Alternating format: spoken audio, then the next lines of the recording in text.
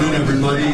Thanks for bearing with us for technical difficulties, but we are going to be live streaming this event through Facebook, so just be aware when you're making comments that you're going to be going out there to the whole world. So let's keep it clean. My name's John Holden. I'm the president of the Edgewater Historical Society as of a week and a half ago. Thanks for coming out. We're really delighted to be a part of this. This event grew out of what's normally the bi-monthly Edgewater Historical Society Chicago Book Club, and our gracious host here today, Joanna Hazelden, is the head librarian here. This is the second busiest branch of the Chicago Public Library System after the Herald Washington, so she works like the Dickens all the time. A real quick overview of the format today. Well, first, before we get started, I want to acknowledge that today's event is taking place on lands that were originally occupied by indigenous people in the Americas. We will open up our program with some video highlights of Mike Royko as we all knew him. Then afterwards we'll come back and I will introduce our panel and then turn it over to the panel. We're going to have each of them share a few stories with us, and then we'll open it up to the floor for questions and comments as well. So without further ado, why don't we get the video started.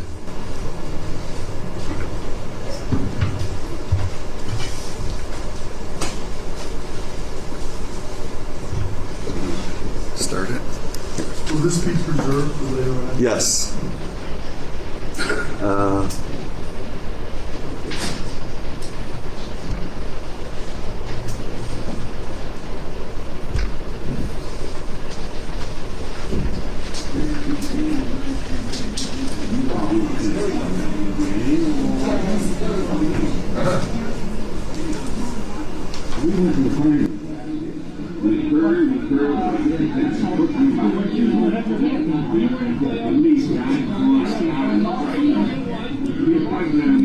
Guys who are obsessive sophomore players, they want to gamble every minute. They want to play. They sit at home and they're known. They're softball junkies. Known, you know. And Joe Blatz, a great player, if you can get him, he'll play for you anytime. So you got a decent team. We don't play for lousy. No good softball player wants to play for lousy. But you call him. Say, Joe, you got a game this afternoon? No.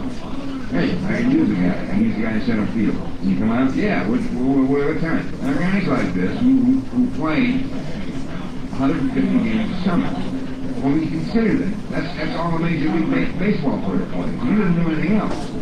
This guy may be a bad kid. He may work in a factory 8 hours a day. And he still will squeeze 150 games a summer. Every day after work he will play. Because he loves it. He loves it. He loves that moment when the bat hits the ball and he gets a fast jump in center field and he's moving. And he leaps up and makes that over-the-shoulder catch. And that's it. It's the fun. It's the fun of the game. Well, rocketing one into left field. Here, some more of that blazing speed. I don't slide. I never have seen you slide. That's no. One time you tried it and broke your leg and just went. Now here you are smoking. It's not lying. It's right in the middle of it. Don't you think that's sort of a bad influence on the youth of America to be smoking during that? Not marijuana. Plain old Paul. Barry, have you got a shark spear or something like that? Beer? Club soda. Give me club soda. Oh, it's funny.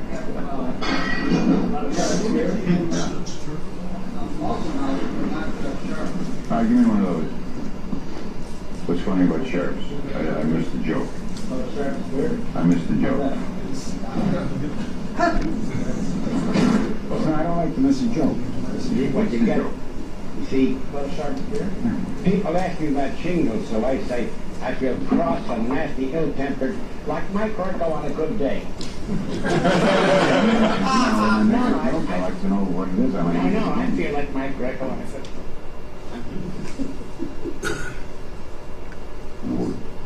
I got into journalism by accident. I was not planning it. I was in service and I was planning on going, when I got out of the services when he was a GI building, going to law. Because the neighborhood I grew up in,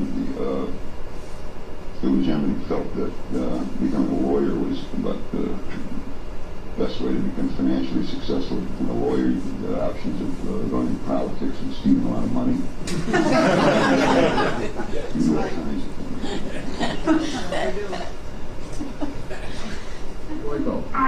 I admire him a great deal, and I've always liked him, and I wish he would have a contest whereby the winner would get a chance to go pub crawling. To go what? Pub crawling. Crawling? Do you crawl on pubs? not in the last couple of hours. I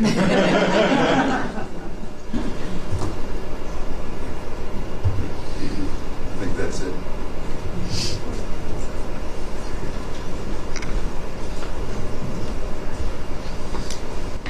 Very good. Well, it's great to see the man in the flesh once again. So, before we get started with introducing the panel, I just want to acknowledge a few very special guests we have in the audience. Former Governor Pat Quinn. Assessor Peggy, but I don't think he's taking complaints today. So. We have Mike's widow Judy here with us. Sam in the front row. Someone who's nearly like family, Bill Sianis. Someone Sam Sianis. I think without Sam Sianis, maybe there would have been no Mike Royko. But anyhow, we're really thrilled to be a part of this, as I said. So without further ado, I'll just introduce our panelists today. Rick Kogan, he's a veteran journalist, as many of you know. He's maybe the only person who worked for the Daily News and sometimes and Tribune that's still out there working today. There's one other. One other. Well, he's a rare breed, and he's the best reason I know to buy the Tribune. So, and he's also on WGN Radio every Sunday from 5 to 7, and he's a Chicago treasure himself. Don DeBat, he's that young guy you saw in that Royko with the Goat video, the really handsome guy that kept cutting away to. But he was one of Mike Royko's best softball buddies. So the passion of softball is something that still runs in Don's veins very deeply. He was the real estate editor at the Chicago Sun-Times for many years and had a very distinguished career in journalism before he went into his public relations consulting practice. Media consulting. Next in DeBat, I don't know, were you born to play baseball with a name like DeBat? It's a French name. My father was from New Orleans. Okay. But I think I take after my mother's side of the family, the Bohemian side. Everybody was like big hands, big feet. Big hands come in handy in softball. Yes. To Don's right, we have Mary Schmeek, the esteemed former Chicago Tribune columnist, Pulitzer Prize-winning columnist, who had the hurried duty to put together a column celebrating Mike's career and life the day he passed away, and it's a beautiful piece that she shared earlier this week on Facebook. If you want to read that, you can probably find it there. Next to Mary, we have Don Rose, who's a veteran political consultant and restaurant critic and all around man of Chicago. He's been a great resource for many years, and I didn't know this aspect of Don's life until I recently reread the Royko biography by Dick Ciccone that Mike Royko and Don worked on a drive to get Mario Cuomo to run for president, so maybe we can hear a little bit more about that. And then last but not least, we have Paul O'Connor, who was one of Mike's many leg men over the years. He was his fourth leg man when we were still at the Daily News. And Paul is also the son of legendary newsman Len O'Connor, who, in addition to Mike Royko's boss, wrote one of the definitive books about Richard J. Daley, Clout.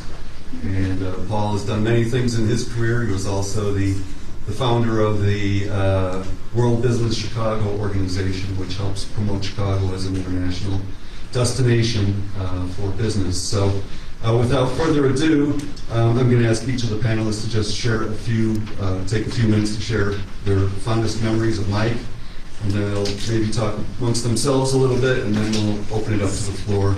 Can I just see a show of hands how many people actually read one of the Royko books? Oh, well, okay, great. So, well, you'd probably be still at home reading if you tried to read them all. So without further ado, let me introduce you to Rick Hogan. Hi, I'm supposed to moderate this thing, and I'll do my best. My Royko stories would take from now until the pandemic is over.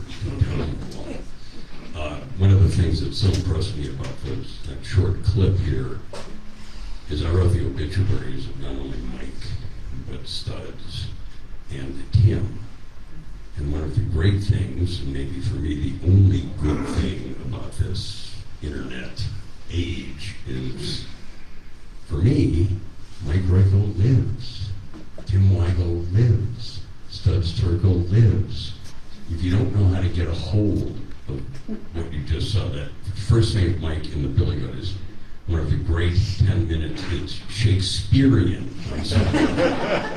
Don, don't you agree? It is Shakespearean on some level. It is just Mike talking with some of the ball players making noise behind. And one of the great lines in the 10 minutes is about Bill's dad. You hear Mike go, Sammy, another round.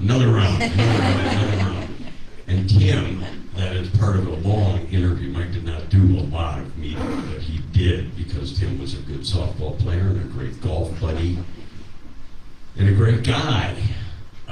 That's available online. Just put in Mike Royko, Tim Weigel, and you'll get 3 segments from, when Tim hosted for a while AM Chicago.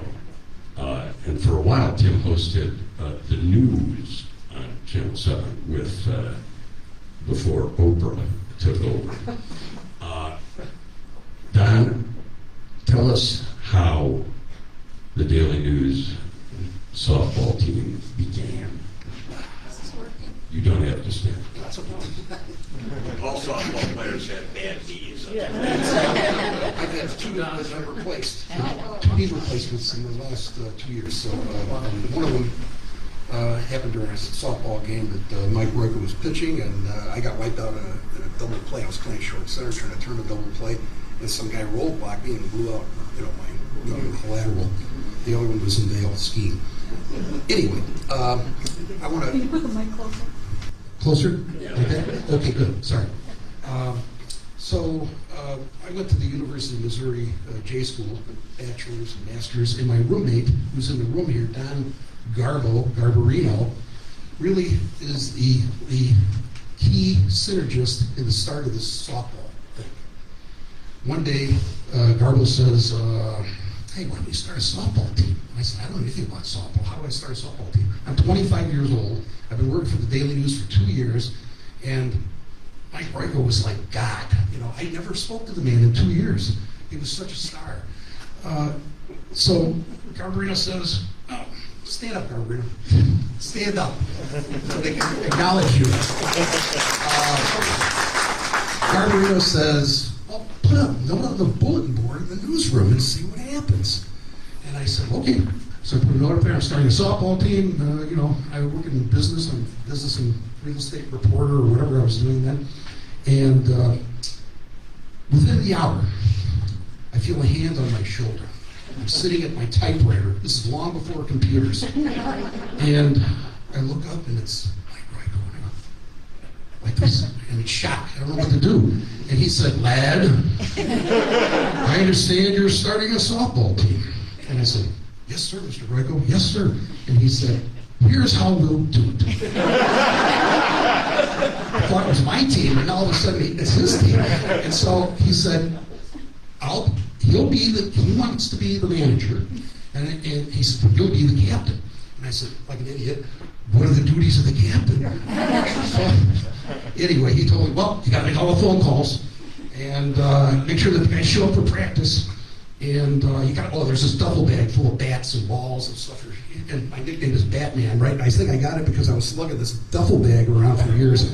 And then he said, oh, but there's a perk. You get to design the T-shirts. Wow, it sounded like a pretty good deal at that time. So that was the beginning. And the first year, this was an office team. We played, with the other papers, maybe we played 8 games. I think our record was 6-2, and this is 1970, okay? The next year, he calls me into his office around spring training time. And he's a great Cub fan, and he's getting excited about baseball and everything. He says, hey, why don't we start a media softball league? And I said, a whole league? I said, how do you do that? And he said, well, go over to Tony Mendocino in the Park District and tell him I sent you. And Tony said, Mike Royko sent you? I said, yes. What do you want? And I said, yeah, he was getting investigated or something. And he said, well, I said, do you have any available softball diamonds? Because we want to start a league. And he said, Sunday morning from 10 to noon, you can have all the diamonds in Lincoln Park over there by North Avenue. And I said, okay, great. So next thing you know, I'm calling all the papers, the TV stations.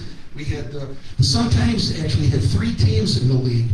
They had the newsroom guys, the printers, and who was the third? Oh, the advertising guys. And then there's Daily News, the editorial team, and the Tribune, the Wall Street Journal, and all those TV stations, ABC, CBS, and we also had, Mike insisted that we had the Chicago Council of Lawyers, and Joe Miner, and so we had a lawyers team. The season consisted of about, everybody played everybody once, so it was like maybe 11 games or something like that, then there's playoffs and all that stuff. Meanwhile, little did I know, he sends me over to McGovern Sporting Goods and we ordered complete uniforms. Silk pants with snaps and stuff, and really nice mesh jerseys that said Chicago Daily News. And on the back of the jersey, it says Billy Goat. But in any time, and the address and the phone number and all that stuff. And I'm going, okay, now, I went to the art department, and John Downs, great artist, and I said, John, we need something to jazz up the back of this shirt. And so John Downs designed the Billy Goat butt heads that are on your sign. I don't know where he got the idea. Maybe they were on your sign before. I don't know. So the shirt was done. And I could go on, but that's enough. And you will go on. This is just kind of as an introductory kind of thing. At one point I thought, God, we're all here to honor Don. Mary, when Don mentioned the fact that for 2 years he was too intimidated to even talk to Mike. Mike came to the Tribune in 1984, famously calling it, famously leaving the place that no dead fish would want to be wrapped in. He came to the paper. Were you I know you guys became pretty good buddies, but were you intimidated by Mike at first? Of course. Everybody was intimidated by Mike, except maybe you, because you grew up with him. Yeah, I came to the Tribune in Chicago in 1985, and I had no clue where I was. I'd never owned a coat. And Mike Royko was part of my education in Chicago, in Chicagoese, and Chicago lore, and certain mythology of Chicago. I have only one really good story about Mike, and I don't know that I want to tell it right now. Let me let other people go back in time, because my story about Mike has to do with, later in his life. I can tell. You want me to tell it now? One of the great things about Mary is sometimes when Mary would walk out of Mike's office, and I would be in Mike's office more than occasionally smoking. Yeah. I'll tell you, remind me before to tell you the great Mike Royko, Rick Kogan, John Madigan, head of the Tribune Smoking Story. Let's pass it on to Paul O'Connor. Paul, when Mike hired you, why? I mean, that was a lofty position. I guess Terry Schaefer might have come before you, but what was that like? Where were you, and how did you apply, and what was that procedure? It was not a formal kind of interview, I would think. No, I had spent I was at City News Bureau of Chicago, where he preferred his people to come from because they were apprenticed the hard way. You could maybe lose a finger if you called South Ellis Avenue Ellis Street, those kind of things. So it's real discipline, and it's also that you didn't you were a Boyd. You had to contribute everything. So it was a great place. He was from that as well.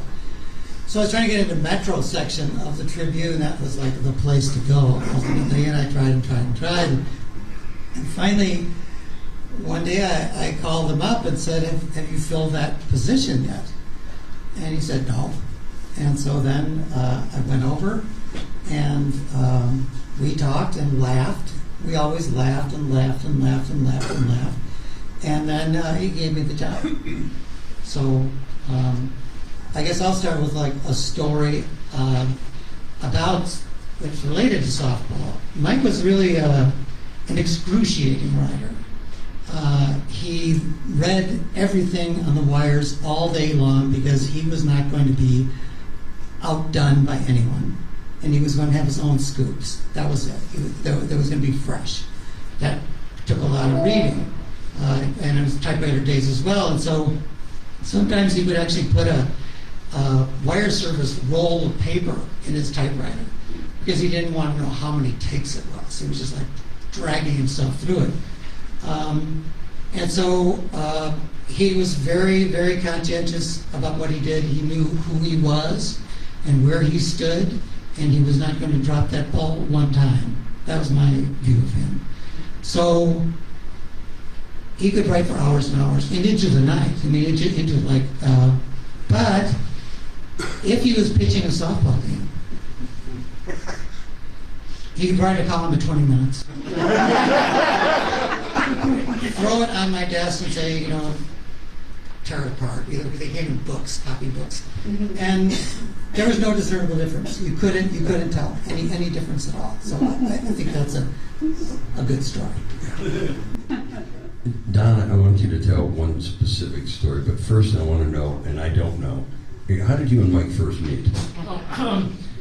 It was interesting. I was working as a writer at the National Safety Council in 1962 and 3, and I was also very active in civil rights and independent political campaigns.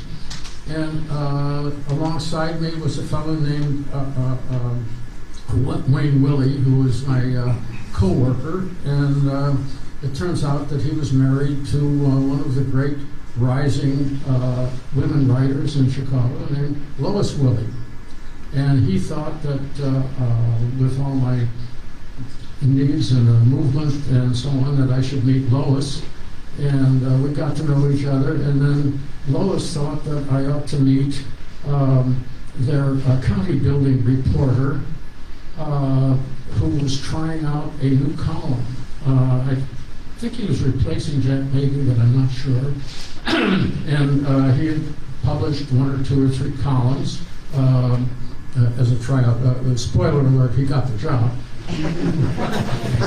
And so that's how I met him. And he had long been interested in civil rights himself, and obviously in anti-daily politics. And so we had a lot of things to hit off, and then particularly food. We always had good arguments over wine, food, and so on. And that's why at one point I became a food writer for the Sun-Times along with my politics. And Mike got the great idea of having a rib contest, which I told him he should call Rib Fest. And an idea he liked. And so this is my main Mike Royko souvenir. He was at the Sun-Times for the first year, and I developed the scorecard for the Rib Fest, and I remember us walking through just through a huge crowd. Some of you may have been there. It all started because How many of you went to Rib Fest?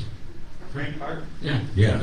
It all started because I think he wrote a column boasting that he made the best ribs in town. It was that his aunt, his ancient Auntie aunt, May. had invented rib sauce. And some of you read Mike, he got tons of letters. Remember letters? Anybody remember? Saying, you're nuts. My uncle, 200 centuries ago invented rib sauce, and that was the impetus. We were walking through this place, and it was just dense with smoke, and I said, "Boy, this is like a food Woodstock." And he says, "That's it. This is smokestack." And I went on to the second one, and then when he moved to the Trib a couple of years later, this fellow over here became the chief judge. And the Trib ruined it. The Sun-Times didn't want... well, they charged, with the Sun-Times, everybody could just sign up and get a space in Grant Park. Yeah. The Tribune, in their early desperation to make money, decided people would have to pay.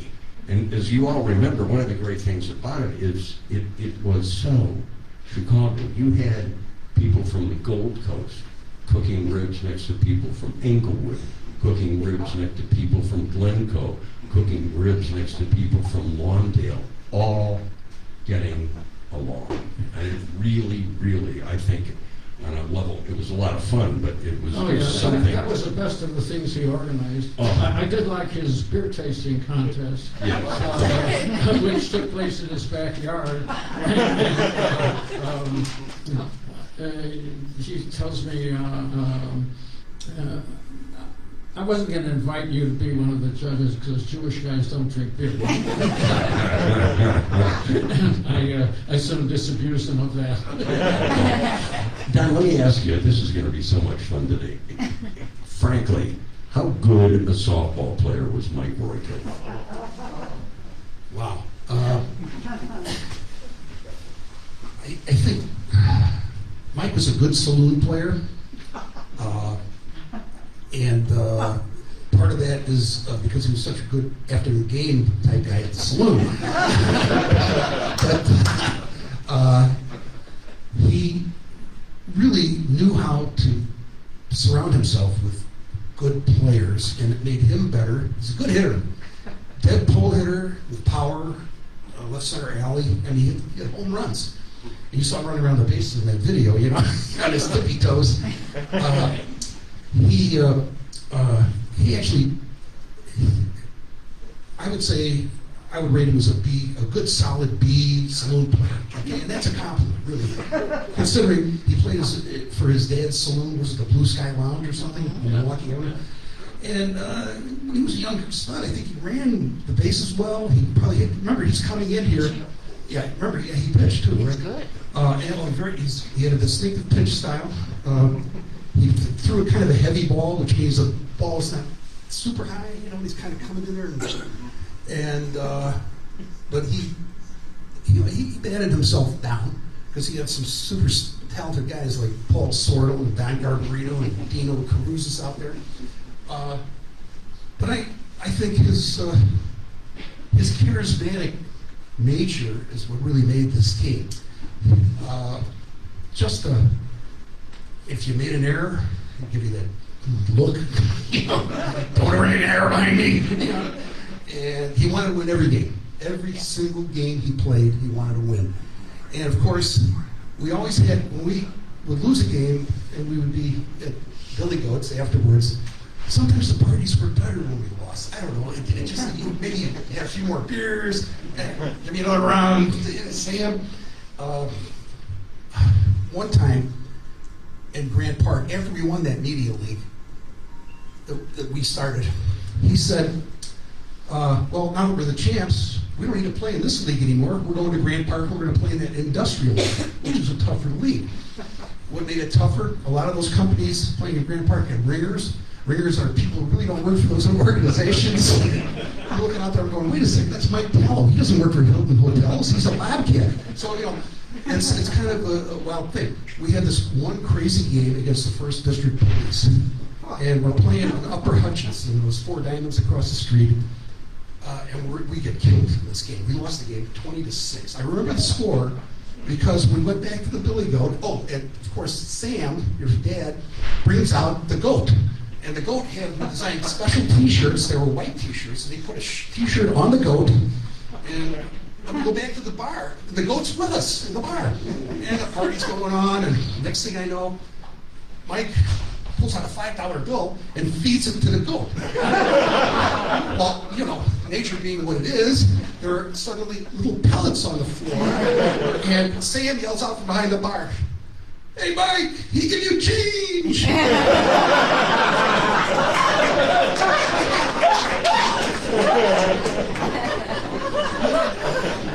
Mary, I know you want to tell a story from the later years, but do you remember first meeting Mike and first maybe going in his office, or what your first conversation was like? Because I'm short, I'm going to stand up. My first vivid memory of Mike was when he came to the Democratic National Convention in Atlanta, and I was the Southern correspondent for the Tribune. And all of a sudden, I'm in a little pen in a conference room with Mike Royko, and it was like the closest that I'd ever been to him, and he would just kind of stalk around, kind of wait out the deadline, and then all of a sudden he would disappear, and then there would be a column, and everything. Oh, that's interesting way to work. And then I showed him around Atlanta. I still remember putting him in my little Honda Civic, Honda Accord at the time, and driving him around and driving him to a soul food restaurant, which is not what you called it in Georgia. This was just, home cooking, basically. And then he wrote a whole column about, I felt very important. I wasn't mentioned, but he did get a column out of that restaurant. So that made me happy. I'm not going to tell my story right now, but can I just read the first 3 paragraphs of my... Please. Absolutely, as you all should. It's on Facebook. But Mary will read the first 3 paragraphs. And then So, we're talking a lot here about softball, but the softball matters less than the journalism. And, I think it is hard to comprehend now, unless you're there, just the size of Mike Royko in the cultural consciousness at the time. Paul Sullivan, who was one of his lead men, who now a longtime sports columnist, wrote a piece yesterday, and there was a photo in there that struck me. I'd never seen the photo, and it was Mike announcing that he was moving to the Tribune. It was a room like this, and it was more packed than this. That's how many media were there to cover the amazing news that Mike Royko was switching newspapers. And that was close to the end of an era. You would never, ever see that again. Anyway, the day he died, I remember very clearly in the newsroom. And it was a day that I had a deadline. And I thought, well, there's only one thing I can write about today. It has to be about Mike Royko. But I also thought, who am I to write about Mike Royko? Because I didn't know him all that well. I hadn't known him really deeply. I never played softball with him. But I did what I had to do. This is the first 3 paragraphs. Mike Royko is not dead. He will live on for a long time, not only in the memories of his readers, but in the columns of other columnists, in the sentences and sentiments of countless city chroniclers who at some point in their writing lives hoped for nothing more than to be like Mike. He was a columnist of columnists, the rare writer who filled the greedy space day after day, week after week, year after year, come hell or high water or hangover. He was a guy who set the standard and the pace, a marathon runner in a field of rivals who often wound up wheezing on the second lap.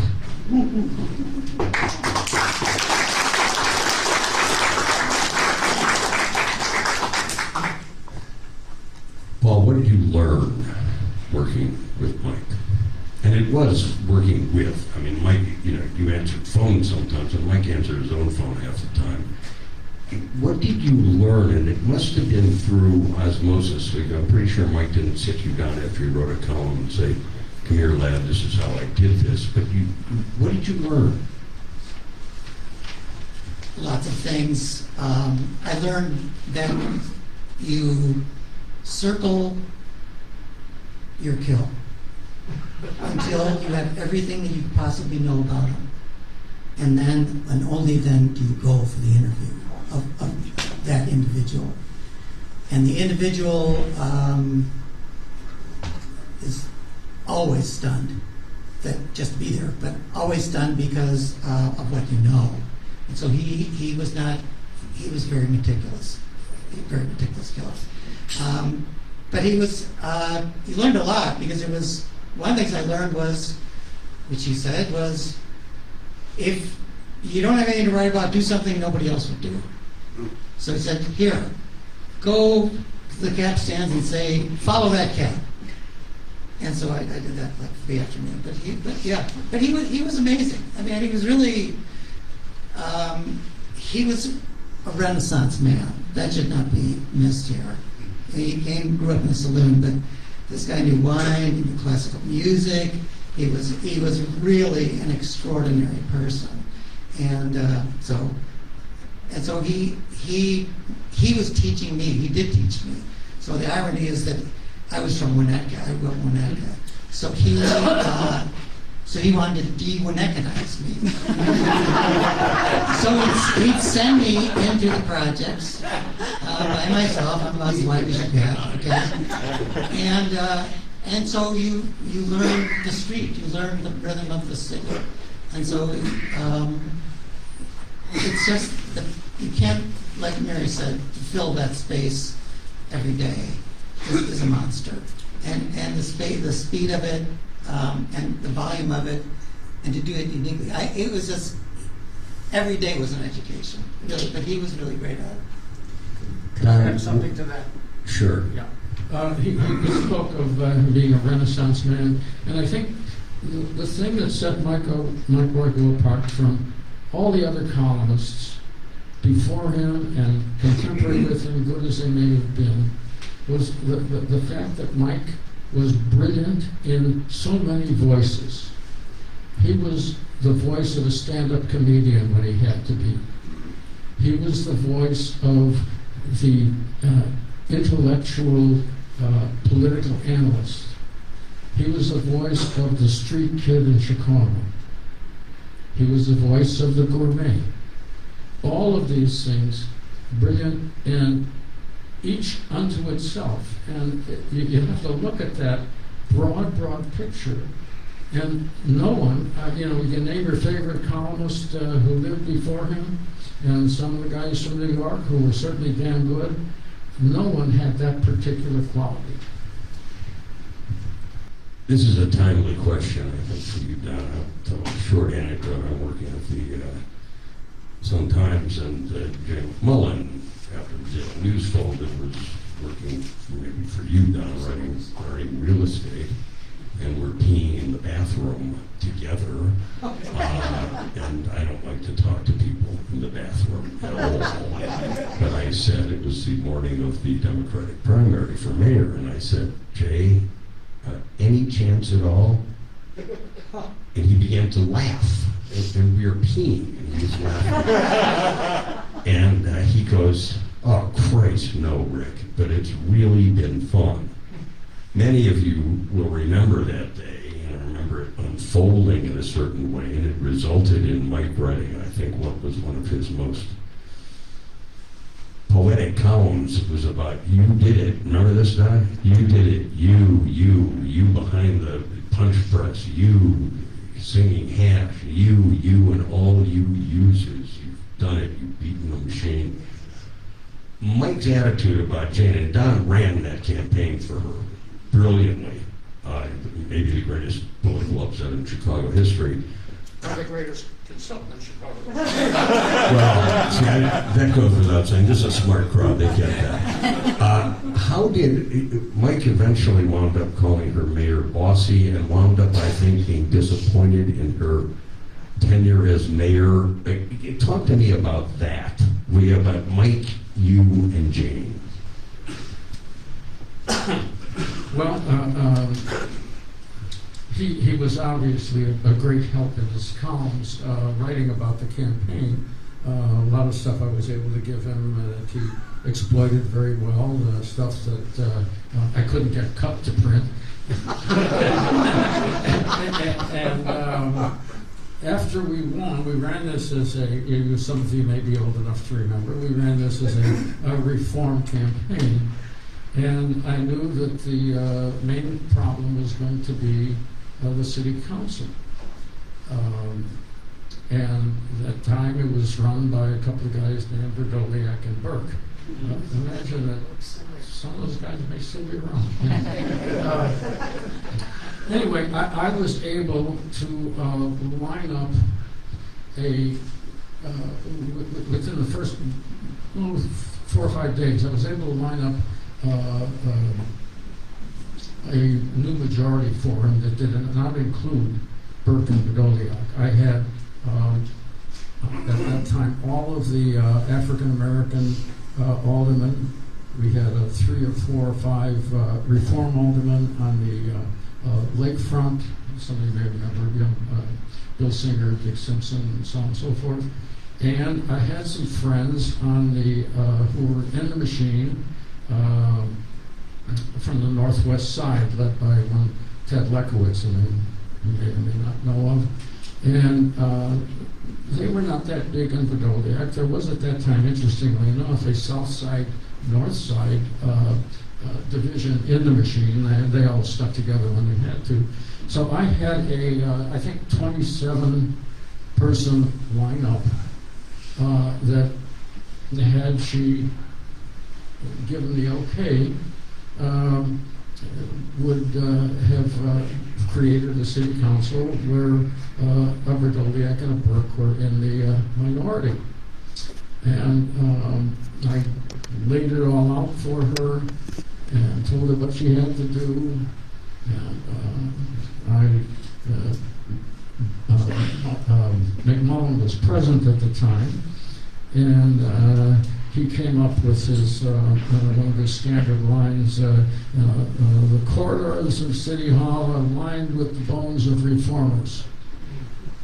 And there was another guy around town named Charlie Swibel, who you may know about, and he sent her flowers every day. He was going to get in on the ride, even though he was deriding her during the campaign. Anyway, she had to make a decision by whatever date it was. I think it was in March, April, I can't remember. And she was going to take off for a well-earned post-campaign vacation. And the deadline came, and I said, tried to get through. I said, Jane, you gotta do this right now, otherwise we're fucked. And no answer. No answer from McMullen. She gets on the plane, and within a week or so, I called Mike, and I said, it's all over. And he strung along for a while, and eventually, he said, well, you were right. I said, I was right once, I was wrong the next time. Well, he certainly expressed his disappointment in print. How did he express that disappointment to you personally, or did he? Well, it was clear. It was kind of mutual. I don't remember whether I was sitting in his office or was sitting over, in a booth in Ricardo's. But I just went over and said, I'm stunned at how quickly she, went the other way. And we both agreed that it was McMullen's influence. He was a very strong influence on her. By the way, I said this before, and people were surprised. She was a woman who needed strong men. And when I was running the campaign, I was the strong man. She used to call me God, which was nice. Nice Jewish boy. I got to ask a question. How do you know she needed strong men? Did she just need a strong person around her? Well, she never had any. I'll say that she found strong men because it was me, it was Jay, it was Verdolia. Because that's who had power then, right? Yeah, well, my power was, risen. So if I should have said she needed a strong hand because she was unsure of herself, but I saw it at that time as a reliance on men. And Dick Daley before everybody. Pardon me? Dick Daley. Oh, Daley before, of course. She rose to where she was through the help of strong men. So if there was a strong woman along the way who might have helped, maybe I could say a strong person. Just, if I'm sexist for saying strong men, I'll accept it from 1979. But there were simply, at the time, there were simply very few powerful women in City Hall or at newspapers. It was a vastly Well, different... that's it. I mean, so the men were dependent on strong men too. Absolutely. Absolutely. They just came out of nowhere. And when you have to, I knew Jay pretty well, when you have to rely on Jay McMullen for your political expertise, you're in trouble. Don, you knew Jay more than pretty well. Yes, when the Daily News folded, we were all down in the building out crying our beer, and the phone rings, and it's Jim Hogue, the editor of the Sun-Times. He went over, and he was putting together his staff. He told me to come up to his office. And he said, you won the Best Real Estate Section of the Nation Award at the Daily News in '77. Now the paper folded. I want you to be the real estate editor of the Sun-Times. I said, wow, that's great. And he says, not only that, you get to be pushed a piece of paper with a list of names. He said, you get to pick your staff. And I'm looking at the list, and Jay McMullen, who covered City Hall, was at the top of the list as an available. It's almost like the NFL draft just happened for me in real estate. First of all, Jay, no matter what you say about politics, he didn't understand real estate and zoning, and he was a smooth operator when it came to interviewing mayors, without a doubt. So I said, I'll take Jay McMullen. And I picked everybody. I staffed up the real estate staff at the Sun-Times with Daily News people. I say probably 5. And Les Hausner, Larry Finley, the late Larry Finley, great guy. And there were so many, and those people, Jay worked for me, and he was a terrific reporter, very resourceful. I sent him out to the suburbs a lot just to interview suburban mayors because he was brilliant. And always a laugh, always, he was a very smart guy all the way around. Paul, why did you leave?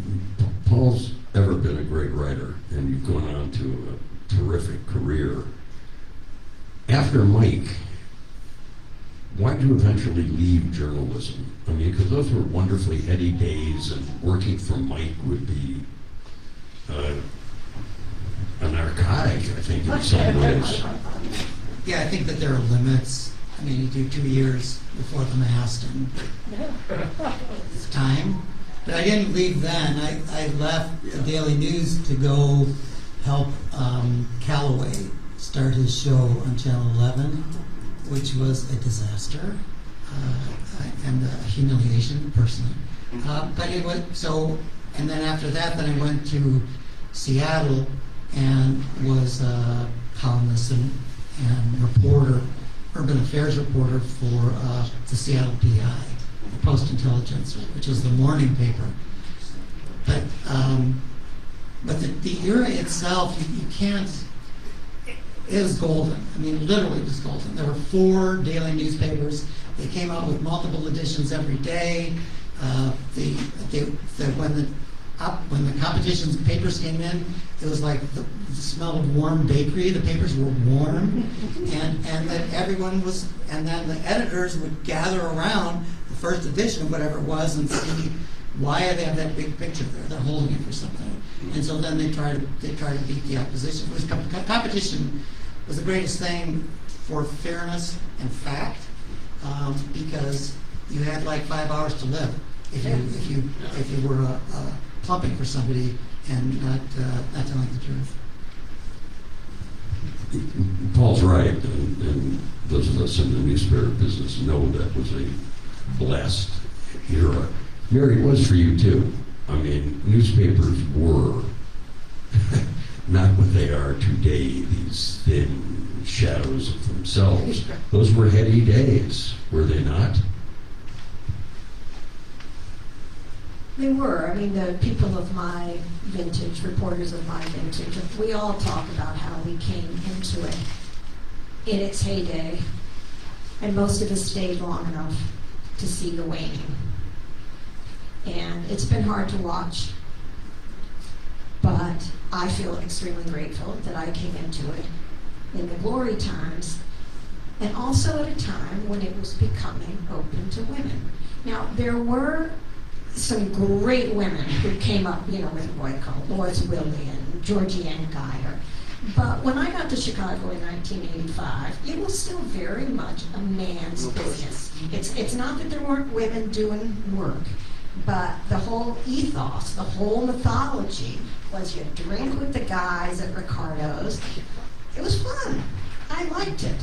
But I also realized in the long term, that wasn't me.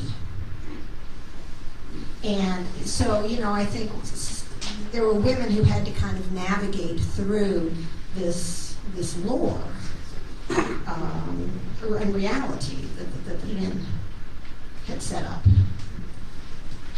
We visited Ricardo's a lot. I was the first legs person, and the one before me was Ellen Warren. She was fantastic.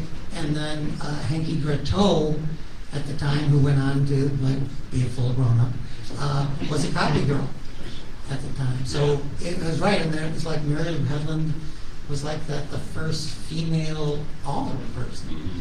And so it's like, it was a great change. Like 72 was like everything changed, right? Well, that's the era Mike defined, and it's still, I'd love to ask you more questions, but I'm sure you didn't come here just to hear us talk about softball, newspaper, and life in general, or Billy Goat, or Ricardo's, where my parents first set eyes on each other in 1947. Beside the point. How about some questions? Go ahead. Mary, you talked about us being in Atlanta and meeting with her. Being from Chicago, I've always, he was always around. What was his reputation nationwide? Of Mike or? Of Mike. Mike, well, I just heard of him. I had not heard of very many journalists. I came into journalism not having grown up with newspapers, particularly not really caring. But once I got into newspapers, there were a few names that you knew. You knew Mike Royko's name, you knew the president's name, you knew William Bernstein. How many papers was he syndicated? What's his started book? A lot. Was he syndicated in? Back when I always say syndication was a 800. Yeah. His recommendation letter for me got me a job on the spot in Seattle. I have a quick story from my father, who will celebrate his 93rd birthday in 2 weeks. I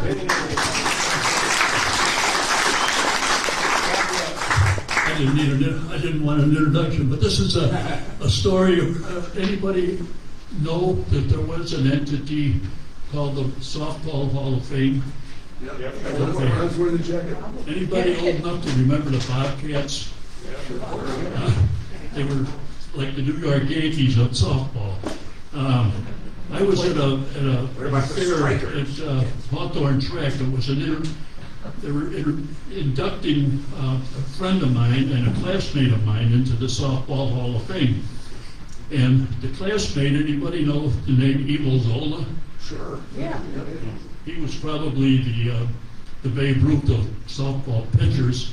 And George Morse, anybody know him from George Morse? Yeah, the juice ball. He got a big write-up in the Daily News. He revolutionized softball with the injecting the ball for the. When I was writing a But softball anyway. column at the Daily News when I worked in sports, I wrote about the juice ball, and we actually had a hypodermic needle sticking in the ball. That was it. Well, he was a good friend of mine. Eddie Zola was a classmate of mine. And at that induction thing in Hawthorne, I was BSing with Eddie Zolden. He said, well, I got to get going. Now, this was in the mid to late 90s. And he said, yeah, I'm pitching tomorrow. He said, you're still playing? He was 60-something, 66, 67. I said, well, good for you, you know. I was the world's worst athlete. I struck out every time, you know. But I knew these guys. But is that softball went the way of newspapers? It's kind of like a dead issue now. It's still popular, but part of the problem was with all the festivals in Grant Park, the diamonds were occupied by too many fests. And the other thing is the game really moved to the suburbs more, like Forest Park, Westchester. Okay. The great teams are playing in Mount Prospect. The great teams are playing in the suburbs now more. And I don't know how that happened. But It still exists, but it's nothing like it it's was. considered a high school sport, though, and the public league like Lane Tech has a softball. They're still playing at the high school level, without a doubt, and they're trying to revive it. Very interesting. It's a tough game to learn. You have to not only do you have to play hours and hours of softball tournaments, but you have to go to the saloon afterwards. Well, and then you have to, if you live long enough, get new knees. Any other? Yes. This lady speaking now is Nancy Back- Ryan. I worked for Mike. I was a city news reporter in '86 or '87, and the opening to be Royko's leg person came, and all 35 people at the City News Bureau attacked the job like it was manna from heaven. But I lost out to Nancy, and we were all very happy for Nancy. And she's quoted at length in the book as well. So It's a great job. He's a great boss. But the question I have is for Rick, actually, about how the column started. Your father played a pivotal role. Was it the panorama at the Daily News? Well, in one of the oddest, if you knew both men, you would get it. But Mike Royko and Richard Christensen. Mike Royko and Richard Christensen, the theater critic, the eminent theater critic, both cut their teeth at the City News Bureau. If you looked at the two of them on the surface, you would have a hard time coming up with more unlikely best friends.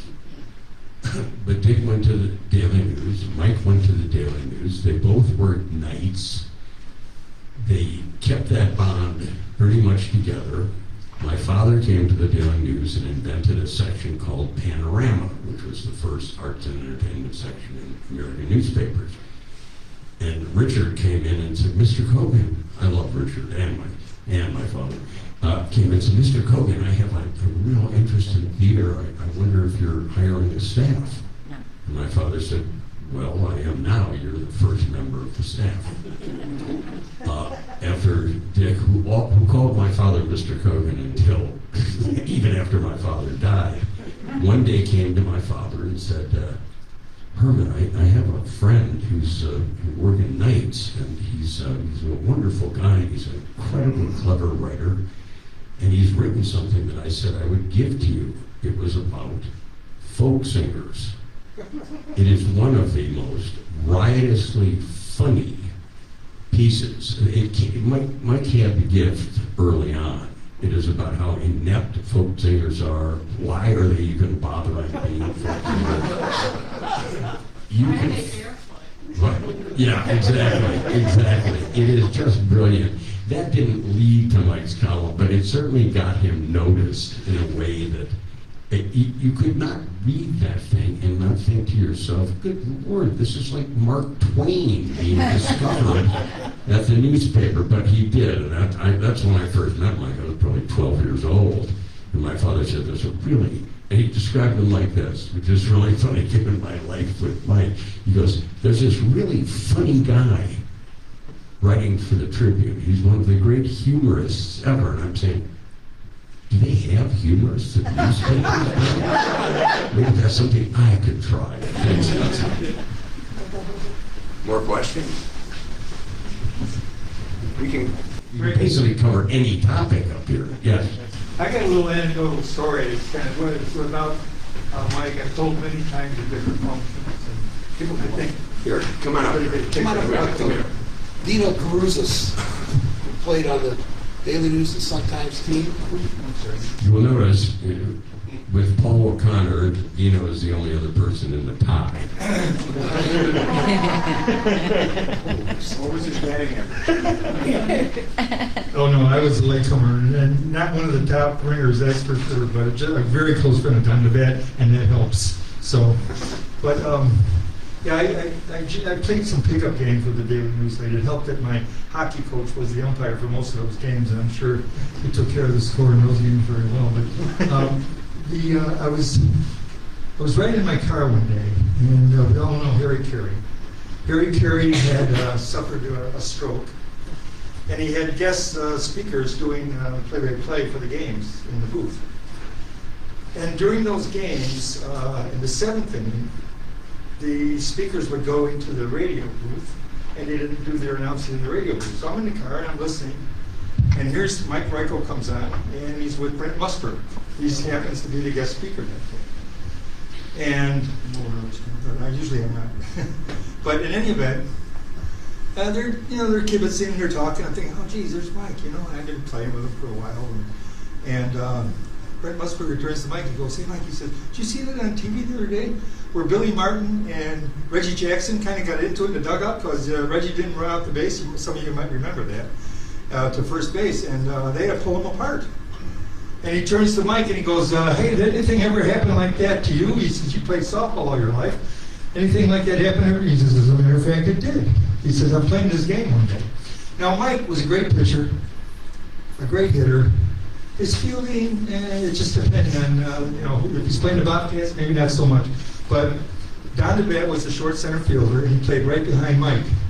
And in softball, you have the ability to step one way when you pitch, take one step one way or the other. Mike is standing right on that mound, maybe he'd back up 2 feet after you take that one step, but he was always in Don's way, blocking that ball. And if they're hitting the screen PDs, Don doesn't see it until it gets past Mike.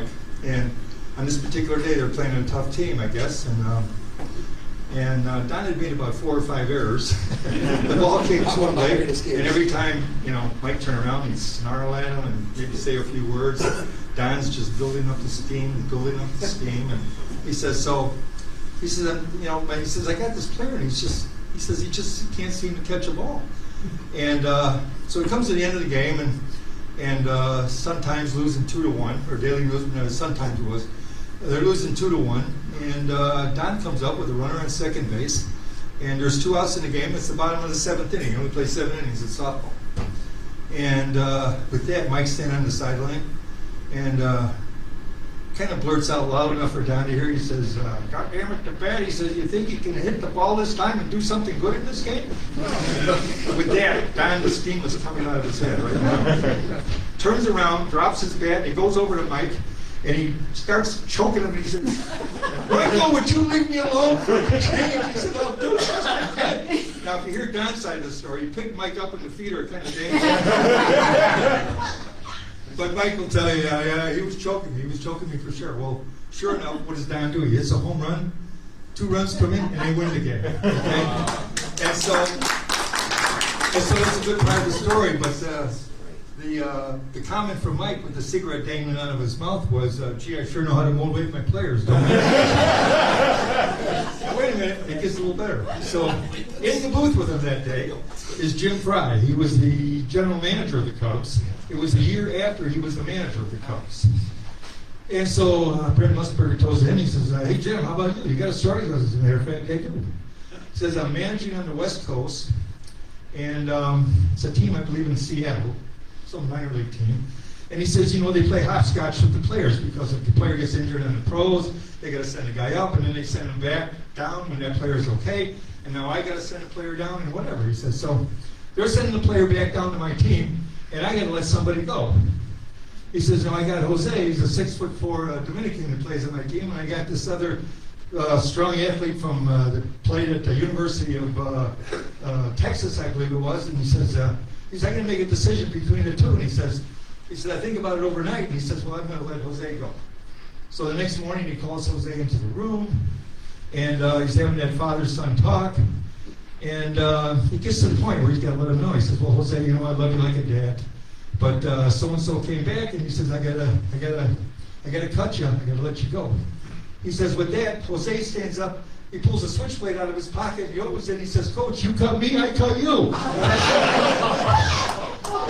And Lisberger goes in. He says, so what'd you do? He says, you know, I thought it over and Jose was right. We kept him. Anyway, that's my story. It's kind of a cute story. It is a cute story. What it tells me is that if you play softball, you retain your memory. No matter how old you may get. More questions, please? Gargle? Yeah. Yeah. You have a comment or? Sure, come on here. Or just talk really. Go ahead, come here. Come here. Gargle, the ultimate home run ringer. I'm Royko.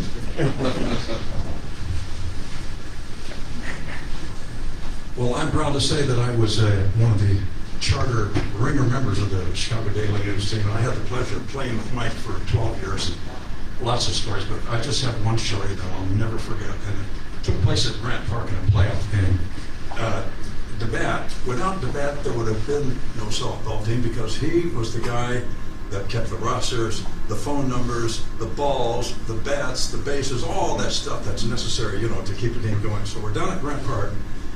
And he's futzing around with the book and making the bases. And Mike is standing next to me, and we're watching, and we both start smiling, you know. And then suddenly, Royko turns to me. You know, he smoked these unfiltered Pall Malls. He goes, you know, Garbs, I created the bat down in my basement with my Gibson chemistry set. That's my story. You were going to tell a story later. Yeah, Mary's story. You said later you would tell a story about Mike's later. Mike's story? Yeah, I want to hear that.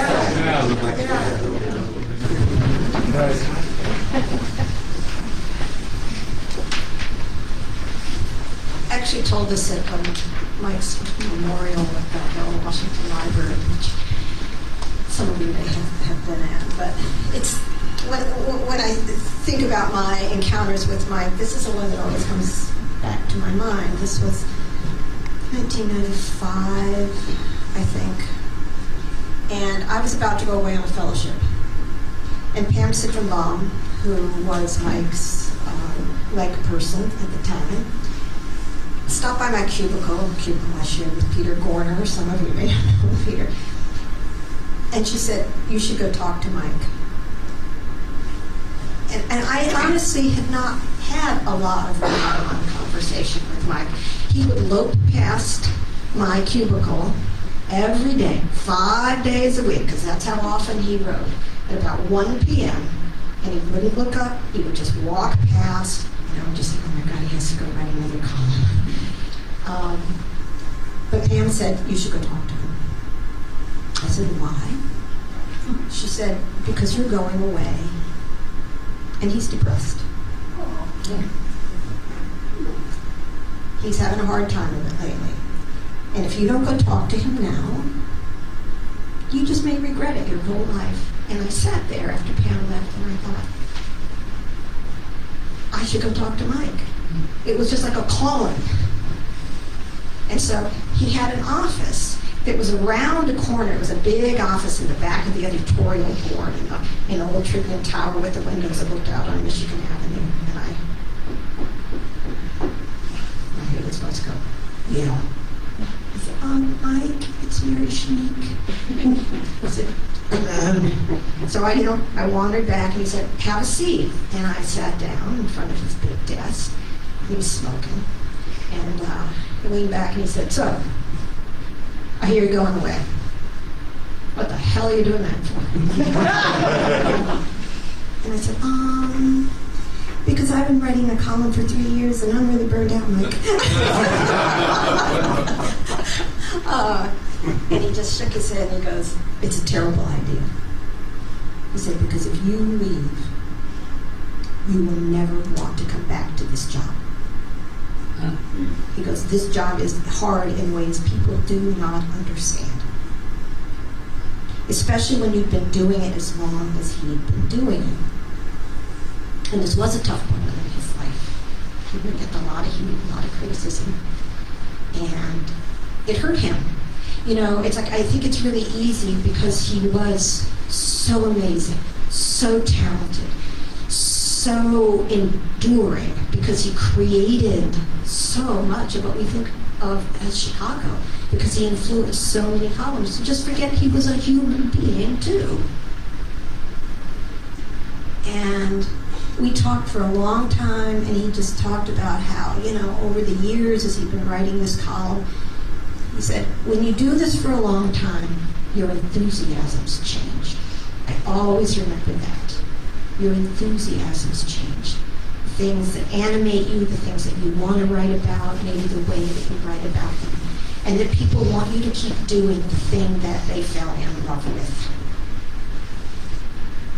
And that somehow you have to figure out a way to ride through that. And it was very moving. I sat there for about, I don't know, an hour. I honestly don't know how long. And finally I said, well, I guess I should go because I think you have a deadline. When we talked about novels, he asked me what I read. And he asked me if I'd ever read a famous Russian novel I'd never heard of. And Quiet Flows the Dawn, which had the guy who wrote it, Mikhail Sokolov, I can't even pronounce his name, had won the Nobel Prize in Literature in the 1930s. And I said I hadn't. Anyway, I thanked him. I walked out of his office. I went to lunch. And when I came back, there was a brown paper bag at my desk. And I opened it. And there was a copy of And Quiet Flows the Dawn. So I tell that story mostly just so that we remember that Mike was a human being. You know, he was extremely funny, but he struggled. We all struggle, and I just think it's important that we remember that. You know, our heroes struggle too. So that's my story.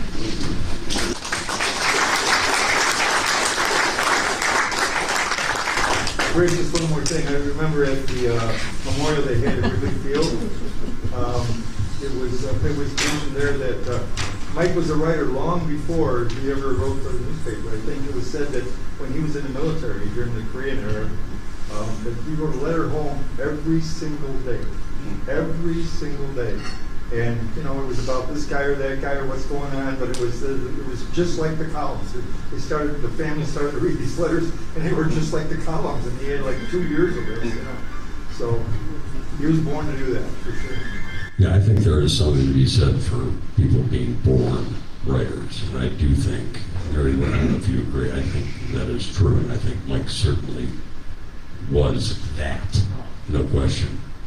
How about more questions from you people? Can I just ask Don, it's only briefly referenced in the book, but could you talk a little bit more about how you and Royko got involved with pushing Mario Cuomo for president?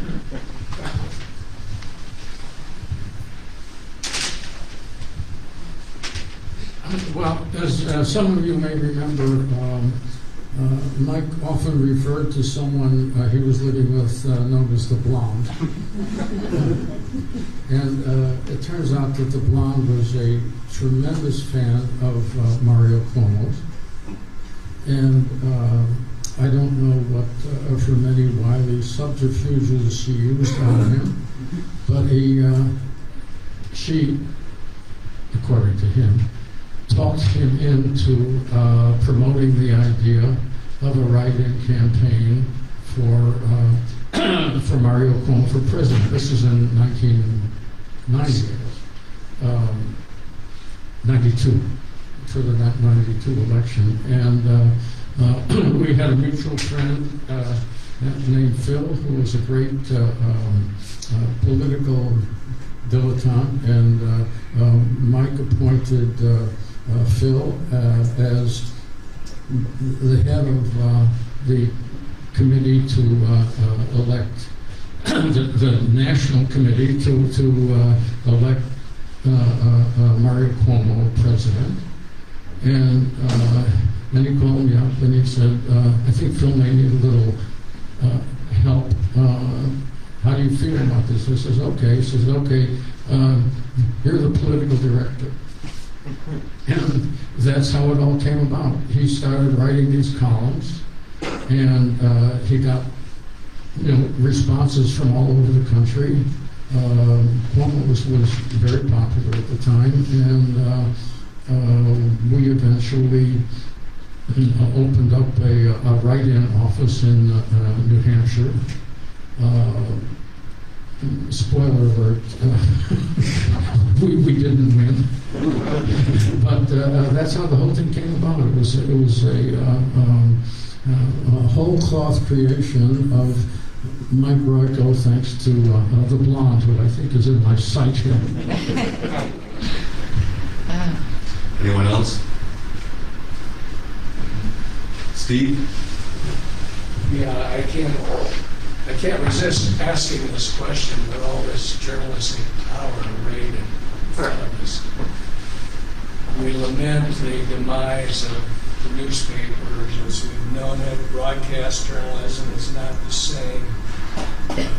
Television news staffs are down. We're not getting news like we used to get. What do you all see as the future? Is this just going to continue to go down, or will there be a renaissance? Not of newspapers. I mean, I'm an ink on paper kind of guy, and that's done. That's done. That aspect of the paper is going to shrink. I think most newspapers in this country are doing an incredibly shitty job with their websites, which I guess is the way to appeal to the new generation of readers. I do not know where the young Mike Royko or the young Jimmy Breslin or the young Pete Hamill is doing their work now. I think there are still immensely talented people, even at the Tribune and the Sun-Times, at papers, who want to do journalism. When we come back here for the 35th anniversary, you can ask me again how I feel and see if I'm right about this whole thing. But we're talking about not the golden age of journalism, but certainly there was still some gold flickering when Mary and I did our thing, and Don and Paul too. I don't know where those people are going. You need, it's shameful the Tribune has no local columnist. Think about that. And the Sun-Times is a great newspaper. The Sun-Times is a great newspaper. It's a great newspaper. They have great columnists. They cover the city. They're the only ones that are doing like any kind of investigative work. And still the big girl of the Tribune hangs over everybody. But the newspaper of this town, the great newspaper of this town right now, is the Chicago Sun-Times. Doing a lot with very little. Well, I love the Sun-Times. I think, and I agree with you, except to the point, the Tribune is still doing some good investigations. Pat Quinn? Somebody mentioned about Mike and civil rights, and actually had a portrait of somebody who was governor, put it up in the state capitol. There's a corridor called Hall of Governors. So the guy who did my portrait, he said, you want any found items? And I said, what's a found item? He said, well, you can put things in your portrait to kind of connect to things in life, your life, And so I decided I came up with 44 found items, an all-time record. And one of them was they signed a bill for a referendum on minimum wage. And I had the picture from that day I signed the bill.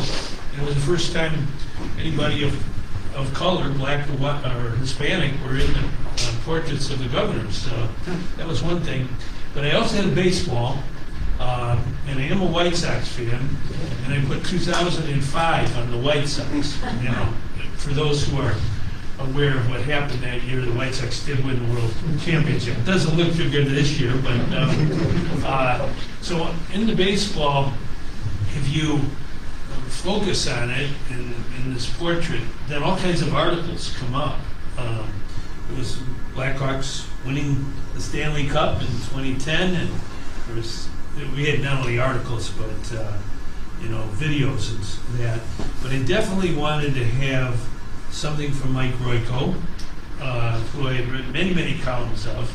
But the one column that really touched me, and I think it's eternal, is the one he wrote the day that Jackie Robinson died. And he talked about when he went to Wrigley Field with a friend to watch Jackie Robinson play baseball. And what happened is, lo and behold, there's a foul ball or something, and Mike Royko got that foul ball off the bat of Jackie Robinson. And a black man who was in a suit, a Sunday suit and tie. There were so many people at Wrigley Field. I think it was the all-time record, and thousands couldn't get in. They had come to see Jackie Robinson play for the first time in Chicago. And Mike Royko had the ball, and this man asked him, "I'll give you $10 for that ball." And I think he gave him the ball for $10. But he regretted that he made that man pay for the ball.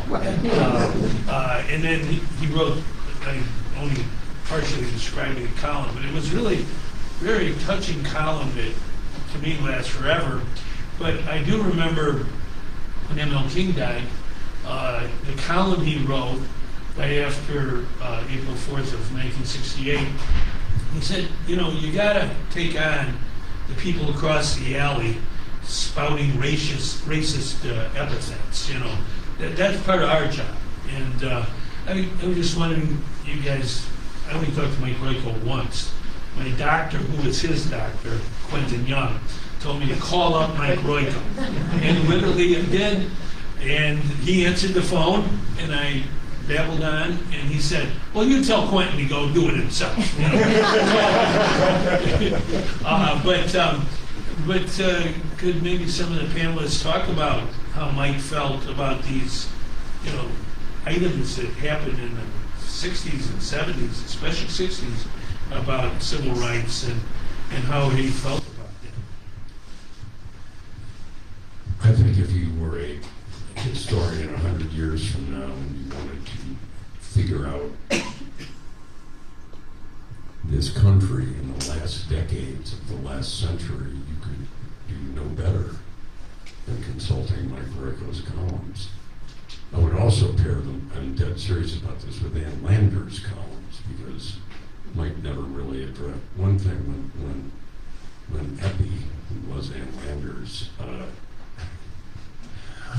came to the Tribune. Mike said that he was happy because now she would have to deal with all the lunatics. And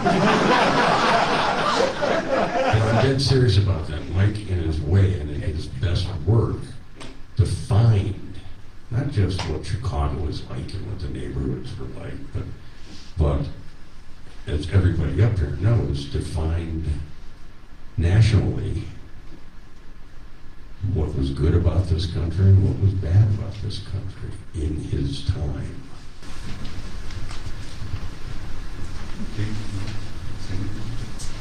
By the way, there's a great blog that started sometime in the last year, I guess, Roseland 1972, which is anchored around Mike Royko columns from 50 years ago, this day in history. The woman responsible for it is with us here today. Thanks. I guess I would pick up on something Mary touched on, that it is really hard even for us who are alive or growing up reading Mike Royko to really remember how central he was to the entire newspaper scene, which was Chicago, but also newspapers. The website that I'm doing is built around a novel called Roseland, Chicago, 1972, because it mainly takes place in 1972 in Roseland. The characters are about 10 years old that year, because I was, so that's one part that I know and can write from that experience. But when I was writing it, of course, I had to research a bit, but as all you writers know, a lot just comes out while we're writing. And so when I was recreating that world, one of the things that just kept coming up unbidden was that the newspaper was so central even to the kids, that everybody read the newspapers, even the kids, which today, you know, certain kids would not believe, but you did. They were just always there, and they were like part of your family. Everybody subscribed to a paper for the most part, but even if you didn't, it was still there. You'd still have them around. And so the newspaper was kind of part of your family, and Mike Royko for Daily News Families was part of the family. He was a personification of it. And it was as much a part of the fabric of society as governments and churches. Well, of course, there is that term, the fourth estate. But yeah, so I unlike everyone up here, I am one of that vast, you know, group of people who never had the opportunity to meet Mike Royko, but there are just thousands and thousands of us who knew and loved him just through his columns. But he was part of the family because he was even physically with us there, you know, in the house.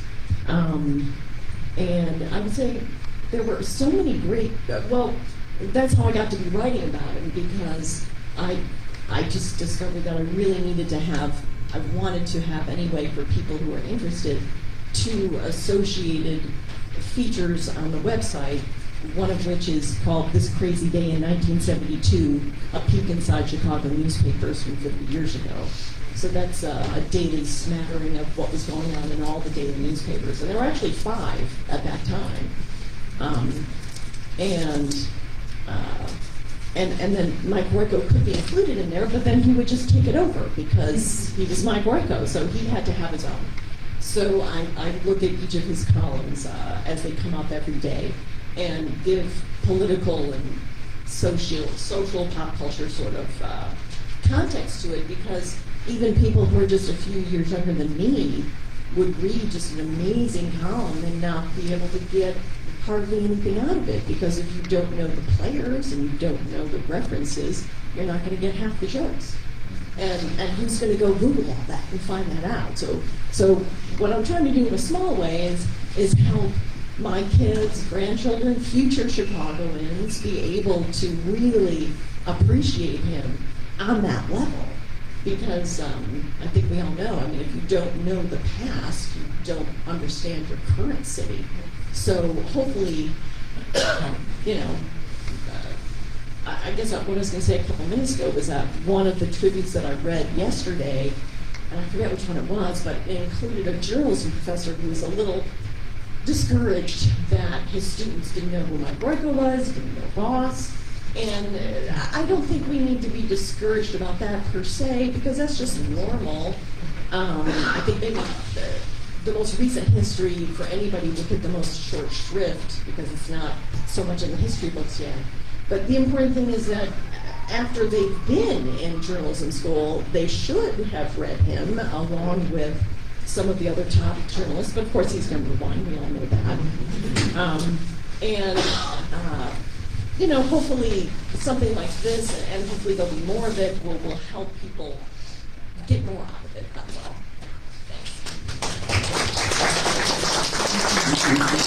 We need to wrap up here shortly. I'll indulge myself with one quick story. I was briefly, something I did was actually referenced in the Saccone biography of Royko. I was working at the City News Bureau at the time. Harold Washington passed away, and there was this tremendous dash to elect a new mayor, and there was all this scheming going on with the aldermen. It went on for about 4 or 5 days, and December 2nd was the day they actually ended up electing our next mayor. But amidst all the tumult that was going on at City Hall, and that was the day that the hordes of outraged Nevin supporters descended on City Hall. In the midst of all the craziness going on in the press room that day, Mike Royko showed up, and that was like the coming of God.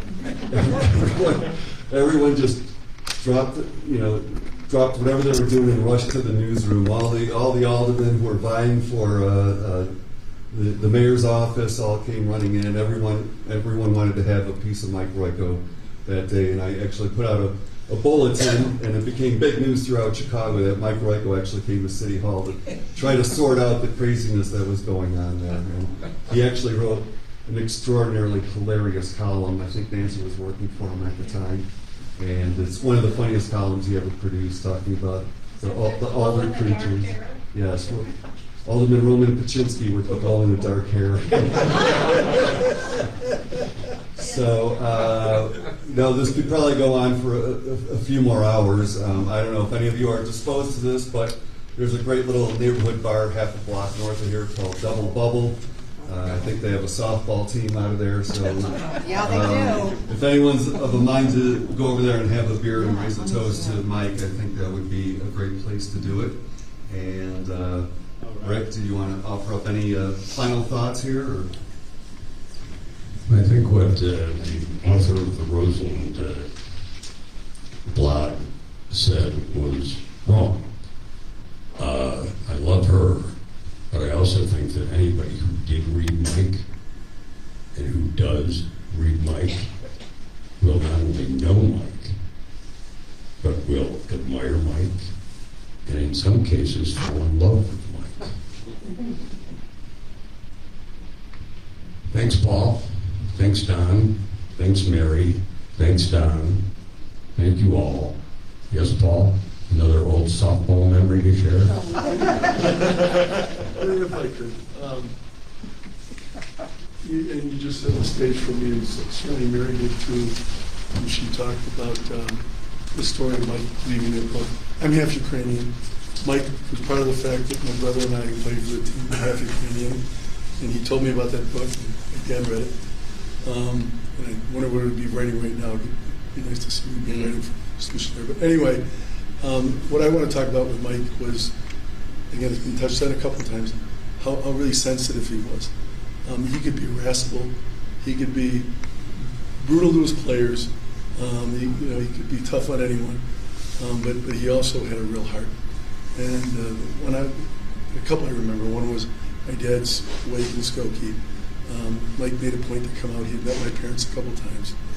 And he, standing in line with him, he comes up to my mother and he says, "Mrs. Sorrell, it's been such a pleasure to have your boys on the team for all this time. They're great young men. And by the way, you look regal today." My mother, who taught school and loved English and wrote poetry, she was regal the rest of her life. But he reached down and I think it was Paul that mentioned, he knew who he was. And sometimes he would throw it around, but other times he would go deep and go out of his way for ways you wouldn't even expect it. We're sitting around the billy goat one night. My brother's a pretty good softball player. He said, "You're never going to get to the major leagues in softball here."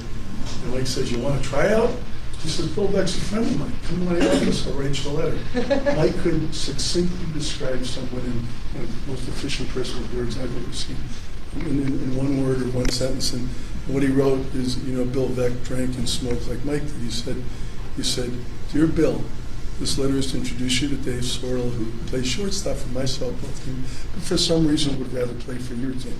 It says, "Dave has a level swing, a strong arm, is fleet of foot, and has personal habits no worse than yours or mine."